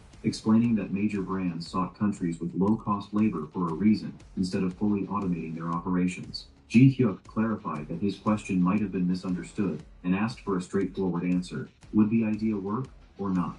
Director Kim replied that it likely would, as cheap products always found a market. Satisfied with the answer, Ji Hyuk told Director Kim he would buy the factory immediately. He prepared the necessary paperwork and asked if the factory was now officially his. Director Kim reviewed the documents and was deeply moved when he saw that Ji Hyuk had kept him on as the factory's director and retained all the existing employees. He thanked Ji Hyuk profusely, promising to do his utmost to secure orders and find new clients, and assured Ji Hyuk that he would repay his kindness one day. Ji Hyuk tells Director Kim that there's no need for so much gratitude, as he already plans to build up inventory and sell it directly through exports. He then uses his summoning ability to call forth skeletons, and introduces them to Director Kim as the factory's new employees. He asks Director Kim to teach them the details of the work, assuring him that they will follow orders without hesitation. Touched, Director Kim describes Ji Hyuk as an angel rather than a human. The skeletons immediately begin working as soon as Director Kim issues the required commands. Director Kim remarks that the factory hasn't been this lively in a long time and credits the revival to the new CEO. Ji Hyuk responds modestly, saying there's no need for such praise since it's Director Kim who resolved all the issues. Director Kim admits that he was initially surprised and never expected skeletons to be employed in the factory. He asks Ji Hyuk if this is even legal. Ji Hyuk assures him that they are not breaking any laws. He then shifts the focus, suggesting they examine the shoes being produced and evaluate their quality. Director Kim inspects the shoe and admits it's better than he expected, although not on par with handmade craftsmanship. Ji Hyuk asks Director Kim to stop giving vague answers and point out exactly what the problem is and what needs to be corrected. Director Kim highlights that the stitching is weak and contains gaps. Ji Hyuk promptly addresses the issue, giving new instructions to the skeletons. Afterward, a new shoe is produced, and Ji Hyuk presents it to Director Kim for evaluation. Director Kim confirms that the flaws he pointed out have been fully resolved. Ji Hyuk expresses his satisfaction, remarking that if they keep learning from their mistakes and improving, the shoes will become easily marketable. More importantly, the skeletons don't require labor costs, allowing for significant savings in production expenses. Director Kim agrees, emphasizing that eliminating labor costs is a major achievement, enabling them to compete with Chinese products in price and even in export markets. He adds that if they continue building their reputation, they might secure OEM, original equipment manufacturer, contracts from major brands. Surprised, Ji Hyuk asks about these contracts, assuming that big brands manufacture their own products. Director Kim explains that brands typically focus on design, while factories like theirs handle production and delivery. Ji Hyuk is astonished, realizing that they don't need to design anything new. They just need to focus on manufacturing. As time passes, Saran Shoe Factory buzzes with continuous activity, handling increasing orders. They even acquire a few other shoe factories to expand operations, keeping Ji Hyuk busy around the clock. At the end of another exhausting workday, Ji Hyuk returns home late to rest. However, he receives a call from Director Kim, who apologizes for the late hour, but informs him of a new order requiring adjustments to the production lines. Tired, Ji Hyuk assures Director Kim that he'll return to the factory immediately. Director Kim feels embarrassed for reporting the adjustments after they had nearly completed the previous order. Ji Hyuk realizes that the increasing workload is not only affecting the business, but also the team. He considers training Sia to help out, but he acknowledges that they don't have the time or energy to train a new person, as it would demand significant effort. Increasing the number of skeletons isn't an easy option either. Finding new corpses has become difficult, and increasing the numbers might risk exposure. If people discovered that he's using skeletons, it could damage his social standing. He still needs to refine the basic framework and prepare the required work units. While contemplating the matter, Ji Hyuk comes up with an entirely new idea. A few days later, the factory hosts a day dedicated to interviewing new employees, including Baek Sang-ho. Ji Hyuk asks Sang-ho to sit down and begins reviewing his resume. Ji Hyuk notices that Sang-ho has little experience apart from part-time jobs and asks if he has any special skills. Sang-ho feels nervous, realizing he doesn't have any standout skills, and hesitates, unsure if the required skills should be related to the job. After observing Sang-ho's prolonged silence, Ji Hyuk reassures him that it's not a big deal. Suddenly, Sang-ho blurts out that he does have a special skill. When Ji Hyuk asks what it is, Sang-ho responds hesitantly that he's good at games. Embarrassed, Sang-ho feels foolish for mentioning it and wonders why he even said that. Ji Hyuk asks what makes him skilled at games, and Sang-ho reluctantly explains, saying he plays all kinds of games and effortlessly reaches top rankings. However, he internally thinks it might be better to stop talking to avoid rambling. Ji Hyuk inquires whether he enjoys simulation and building games, and Sang-ho confirms that those are indeed his favorite types. Ji Hyuk asks if Sang-ho has anything to showcase his skills. Sang-ho mentions that he has some videos he can share. He opens one video, explaining that the game involves assembling golem parts, but he created a flying machine using those parts and made it functional. Sang-ho elaborates that the game's physics engine is highly advanced. He points to a motor beneath a fan-like structure, which is originally a golem's arm piece but has excellent thrust power. He explains that the design required creativity, as it involved repurposing parts for entirely different functionalities to build a mechanical device. Feeling unsure about the interview, Sang-ho considers looking for another company. However, Ji Hyuk surprises him by enthusiastically announcing that he's hired on the spot. Ji Hyuk asks if Sang-ho can start the next day. Overjoyed, Sang-ho confirms and thanks Ji Hyuk for the incredible opportunity. On his first day, things don't look promising at first. The issue lies with a skeletal structure on the desk, which Sang-ho struggles to understand. Ji Hyuk explains that the skeletal structure is, in essence, like a computer he doesn't need. Shocked and unconvinced, Sang-ho listens as Ji Hyuk clarifies that the structure is actually a control unit. Ji Hyuk begins demonstrating the skeletal framework on the desk, explaining that moving the lever causes the skeleton to move correspondingly. He assures Sang-ho that he'll teach him how to operate it, and afterward, Sang-ho can program a gymnastics routine for the skeleton. The deadline for the task is 1 week. Despite his confusion, Sang-ho agrees to the challenge. The control unit given to Sang-ho looks like an ordinary controller, but is actually a skeleton of a deceased mage. Unlike regular skeletons, skeletal mages can use basic magic.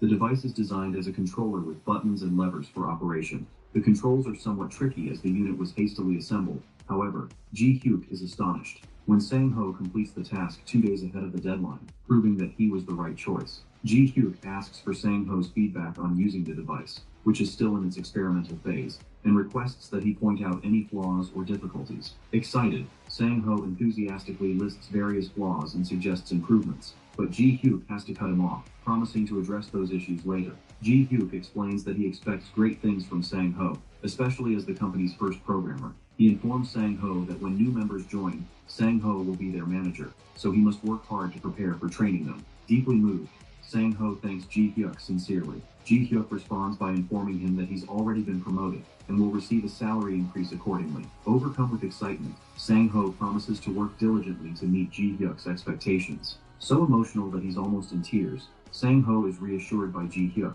who says that everyone needs to give their best effort. Internally, though, Ji-hyuk still struggles to understand the younger generation's exaggerated reactions.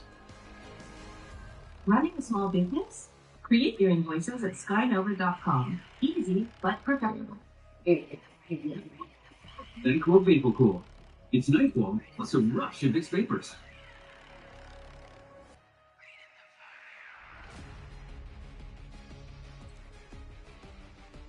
The hero of our story was destined to be evil. Despite his grandfather, the continent's strongest warrior, trying hundreds of times to change his grandson's fate, he was unable to do so. In the end, the grandfather decided to make his grandson strong enough to overcome any obstacle in his path, and gave him the strongest sacred relics to aid him in overcoming his destiny. Will our hero succeed in challenging fate, or will he face the same end? This is what we will discover in today's story.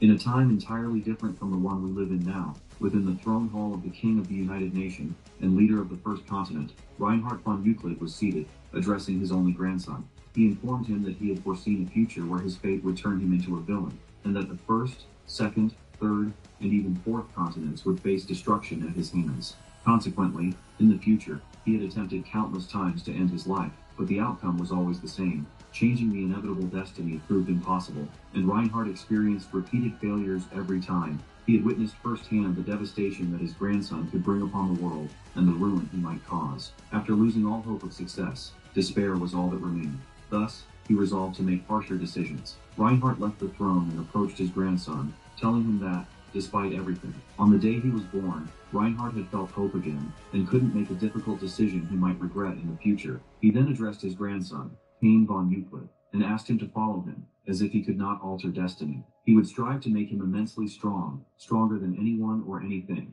to the extent that even fate itself would bow to him and never influence him again, breaking the vicious cycle of misery and despair. Following this conversation, Cain, the hero of our story, spent 13 years with his grandfather, recalling every detail of that period. In the Fourth Continent, governed by law and power, a criminal had taken a woman hostage and began bargaining with the guards for her life. The woman screamed, wept, and pleaded with them to save her, explaining that she was a mother and had a young child. One of the female guards remarked that they could not stand idly by and watch this happen, while another guard pointed out that they would not be able to save her under the current circumstances. The captain shouted at the criminal, berating him for taking a woman hostage in such a manner and questioning how he could call himself a warrior. The criminal retorted, saying that the captain's words wouldn't change the reality, as the woman's life depended on their decision. The woman continued crying, telling them her child had just taken his first steps the day before. At that moment, a mysterious figure appeared and addressed the criminal, Kurogami Makuro,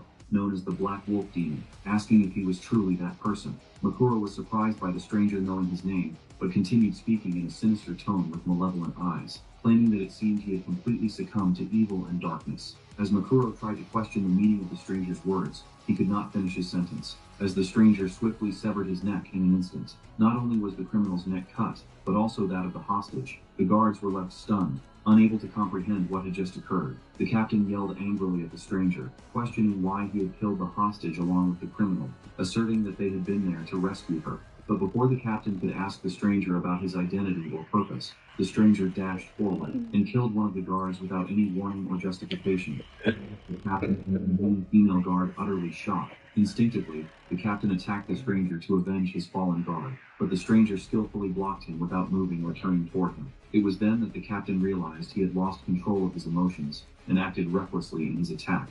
The female guard noticed her captain's vulnerable position, exposed to the enemy's attacks, and quickly rushed toward him, but the stranger remained unmoving, looking at her with cold indifference. As her sword neared his neck, the stranger informed her that the hostage had been an accomplice of those warriors. She asked him what he meant by that. The mysterious man replied, telling her that even her colleague, whom he had just killed, was also part of their plan. The captain was shocked and responded, saying it was impossible for such a claim to be true. The mysterious man retorted that if they searched their pockets now, they would find the proof, as members of Kokomi, the organization Makuro belonged to, always carried identification with them. Indeed, the female guard searched their pockets and found a badge bearing the mark of the Kokomi organization. Even the captain was stunned to discover it on the guard under his command, stating that he couldn't believe something like this had happened right before his eyes without him noticing. The mysterious man then left the site, continuing on his way. However, the captain and the guard quickly followed him, saluted him, and expressed their gratitude. The captain introduced himself as Twinko of the Blue Bull sect. The mysterious man replied that he had merely done what anyone in his place would have done. The captain asked how he had known they were part of Kokomi. He responded, saying that he hadn't known. He had simply attacked evil. Of course, it became clear that the mysterious man was Cain von Euclid, the grandson of Reinhard von Euclid. Cain proceeded to a restaurant to have a meal. There, his grandfather was waiting for him, brimming with pride, and told him he had made him proud and should take pride in himself for defeating evil and saving people. Cain thanked his grandfather for his kind words. However, the tone of his grandfather changed, and his expression grew more serious. He questioned Cain, doubting how he knew, and was so sure that the hostage was complicit. He also asked what Cain would have done, and how he would have felt if the hostage had been innocent. Cain replied firmly, saying he was certain she was an accomplice. His grandfather asked on what basis he had reached that certainty. Cain explained that the medallion given to him 4 years ago had confirmed to him that both individuals were evil. His grandfather asked if it was the sacred ring that had revealed this to him. Cain was taken aback and asked if the artifact could have originated from the third continent. Cain felt that something was amiss, and asked his grandfather if he had stolen the artifact from there, reminding him of his advice never to commit evil acts, as theft was a disgraceful act. His grandfather told him to be quiet, saying that if he hadn't done it, he wouldn't have been able to change his grandson's fate. Cain asked if it was truly necessary to steal artifacts from other continents. His grandfather affirmed it. Cain then asked if this also applied to the peaches from the Celestial Kingdom, and the sacred relics from the ocean depths. Losing his temper, the grandfather ordered Cain to stop talking, stating that what mattered now was whether the sacred ring had truly shown him who the evil ones were. Cain replied that the three individuals were shrouded in black when he saw them, and were incredibly evil, and all he did was follow his grandfather's instructions to eliminate them. His grandfather responded, saying the sacred ring had accepted him as its owner, which meant that his celestial killing star had been completely freed from the constraints of predetermined fate. He added that destiny had been cruel, but reaching this stage and standing against it was an incredible achievement. The grandfather continued speaking, but Cain, despite the 13 years he had spent with him, still couldn't fully comprehend his perspective on destiny. The grandfather concluded by telling Cain not to burden himself with thinking about it now, as knowing what he knew would only bring lifelong exhaustion. He joked with his grandson, saying that his body now resembled that of a beast. He added, saying Cain was truly his grandson, though Cain couldn't determine if it was a compliment.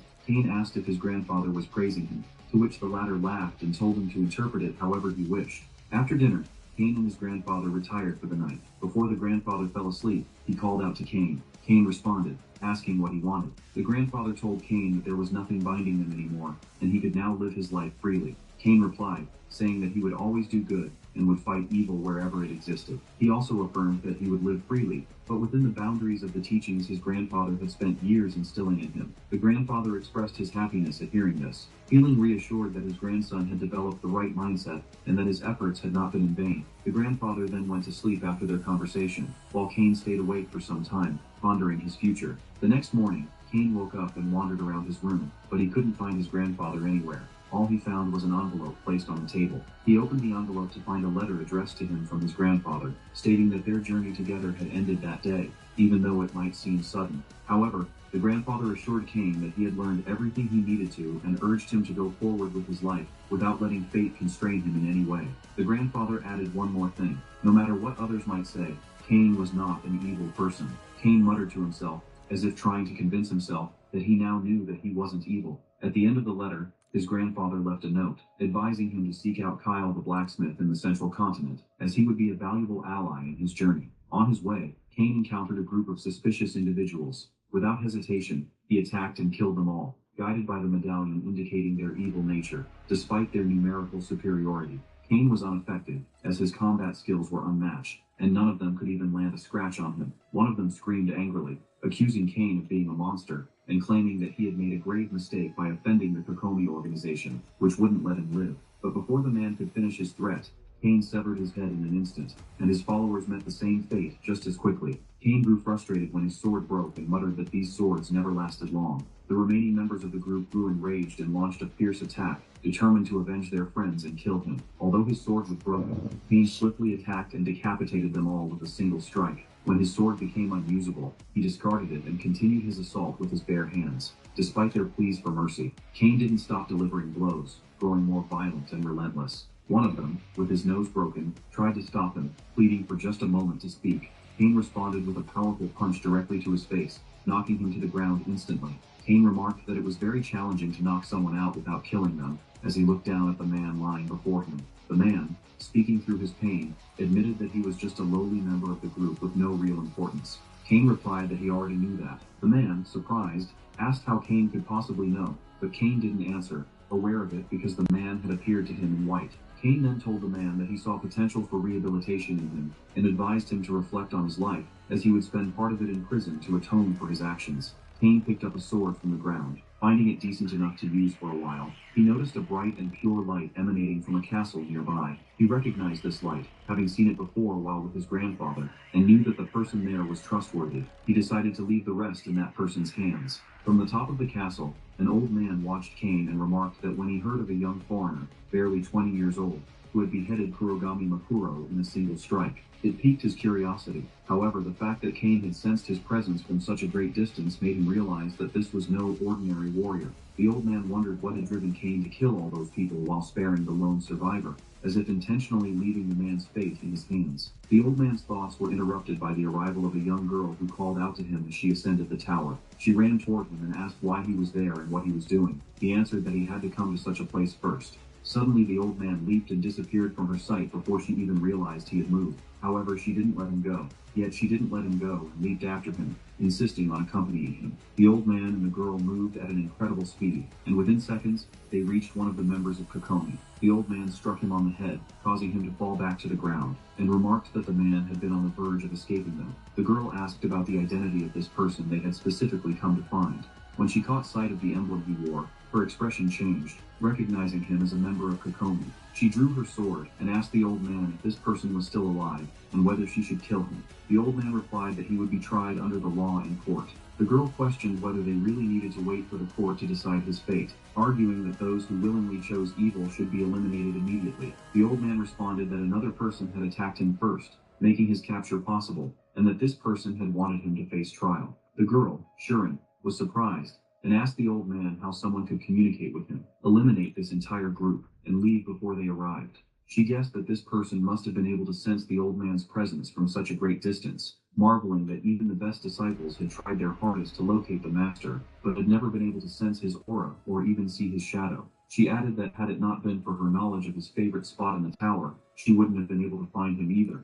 The old man laughed, remarking that the young man was indeed quick-witted, but Shurin found it strange that he referred to him as a child. Shurin asked the old man if the person who launched the attack was truly around her age. The old man, slightly flustered, replied that he was indeed about her age. His attention was drawn to the broken sword piece lying on the ground, and he remarked that this sword was undoubtedly the one used to defeat them. Shurin commented that the blade was broken, and the old man expressed surprise that Cain hadn't been able to protect the sword using his inner energy. He could only conclude that Cain had defeated everyone without using any inner energy at all. Realizing this, the old man understood that Cain was on an entirely different level in terms of physical prowess and swordsmanship skills. Churn grew excited upon hearing this, and asked the old man if this meant Cain was truly extraordinary and talented.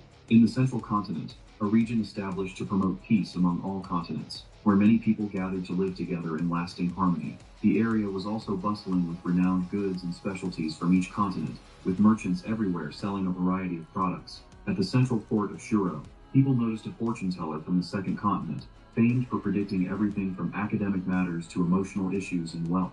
Cain felt annoyed by the large crowd around him and wanted to quickly find the train station. At that moment, the fortune teller called out to him, remarking that he seemed tense and anxious, and offered to read his fate at half the price.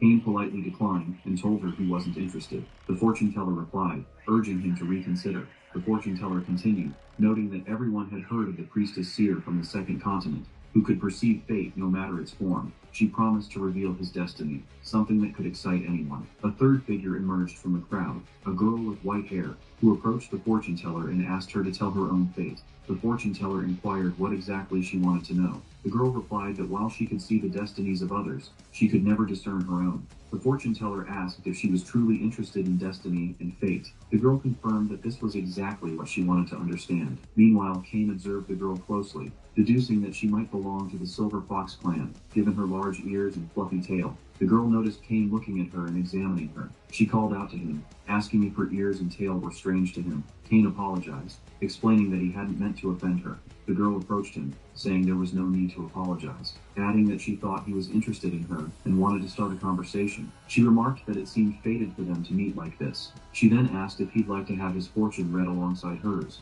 offering to pay for him. Cain gently declined her offer. The girl feigned sadness and remarked that this was her first time visiting the central continent, and that she felt hesitant to have her fortune read alone. She added that Cain seemed interested in learning about his fate as well.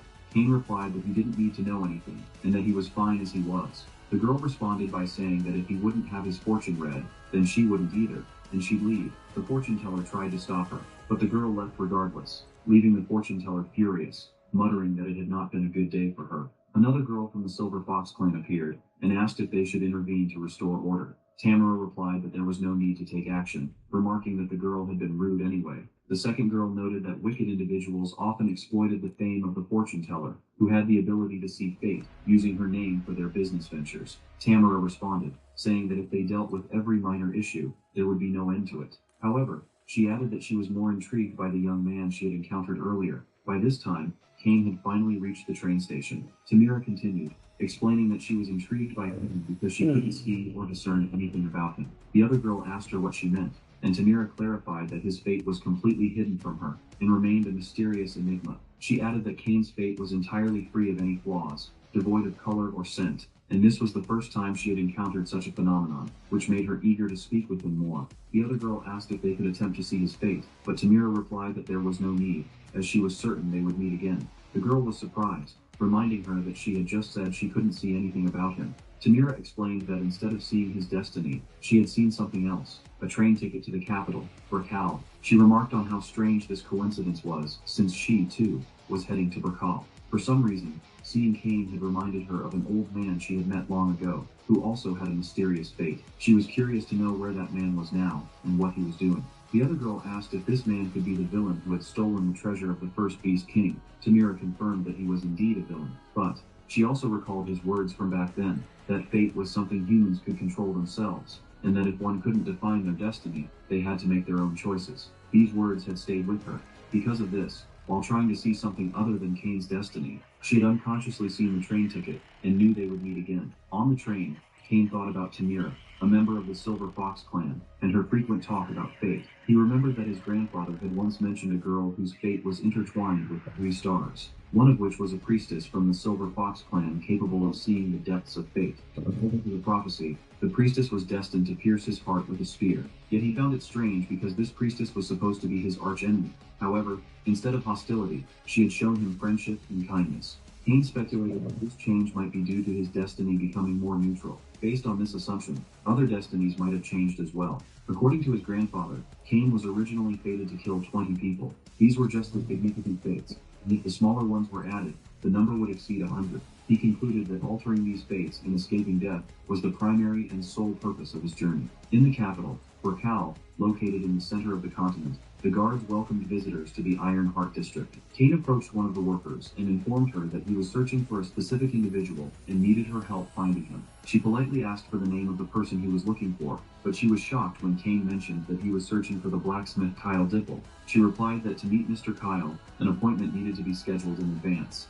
Kane handed her a wooden box and told her that instead of scheduling an appointment, he had brought this box and requested that she deliver it to Mr. Kyle. The worker asked what was inside the box, and Kane replied that Mr. Kyle would understand upon seeing it. He added that he himself didn't know the contents, as it was his grandfather who had instructed him to bring it.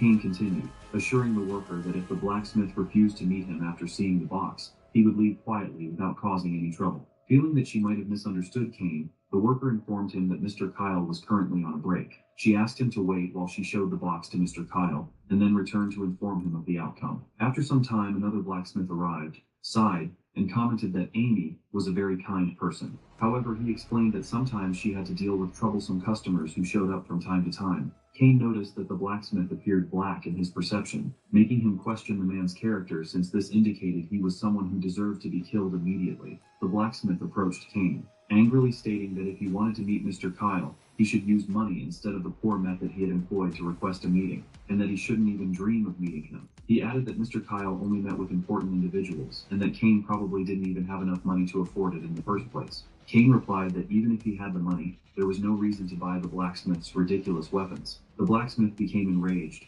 retorting that Kane was just an arrogant, stubborn child, but Kane responded that he wasn't arrogant, and simply saw no reason to buy a sword that couldn't handle his strength. The blacksmith asked if Kane was implying that the swords they crafted were easily broken. Kane replied that he indeed believed so. The blacksmith, growing furious, declared that he would show Kane his true strength, and would take responsibility for whatever happened, claiming that Kane, being a mere child, wouldn't be able to bear the consequences. Kane, annoyed, remarked that the man didn't deserve the title of Iron Heart if he behaved in such a manner.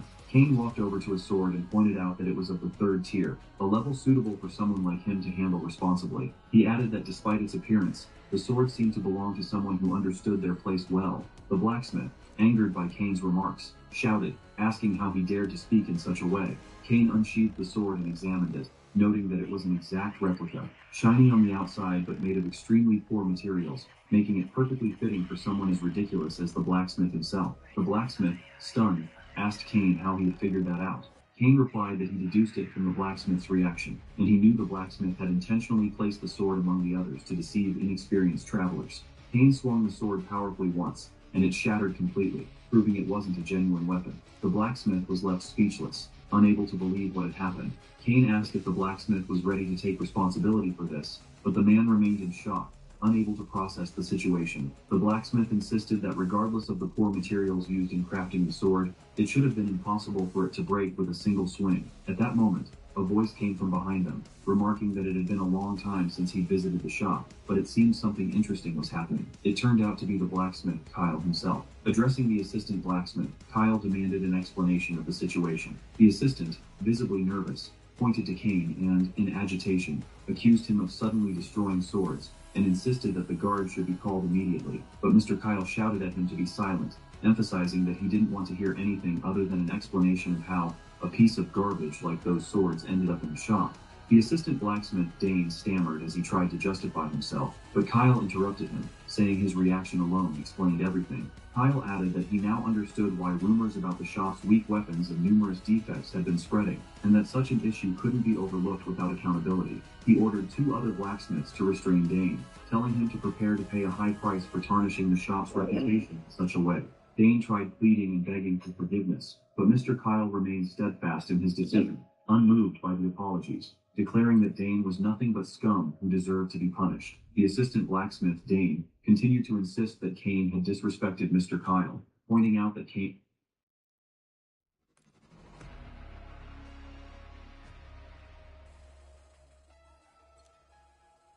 At Harbor, we rigorously test and refine our tools. Look no further than Harbor Parade.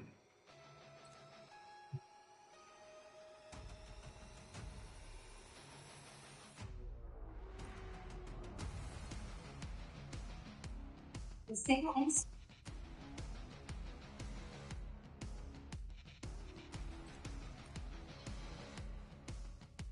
phone and the right phone plan for you. You can get 4 free phones of your choice and 4 lines for just $90. It's like us not having to choose between tickets to wrestling or that.